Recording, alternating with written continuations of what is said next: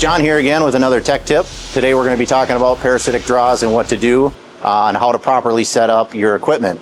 If you don't have an amp clamp that reads or that can pick up the small milliamps around the negative cable to be able to measure it, so the best tip I can give you is to learn from my mistake. So what I tended to do was to unhook the battery right away, hook up my test equipment, whether it's the OEM battery disconnect tool that you would hook your meter leads to, or a homemade tool, whatever it is. I would start with unhooking the battery, and there was a few early on in my career that I could never find the actual draw for it. What I found out was that it was from a module, and the module would reset when I took the battery power away, and then when I hooked it back up, the parasitic draw was gone. So to avoid that, you never want to lose your connection to the battery until you have your test equipment on there.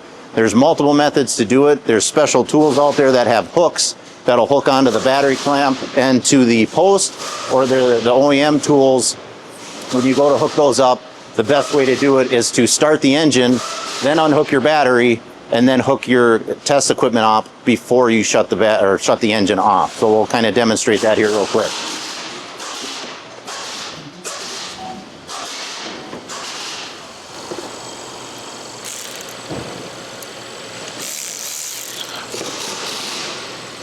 So as you can see here, I have the battery cable disconnected, but the engine in the car is still operating because it's powering itself off the alternator power.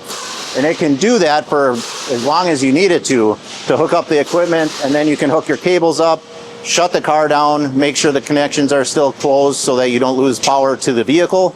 And then you can open up the connections once you've got your meter on and set up correctly, and that way you won't lose the power to the vehicle.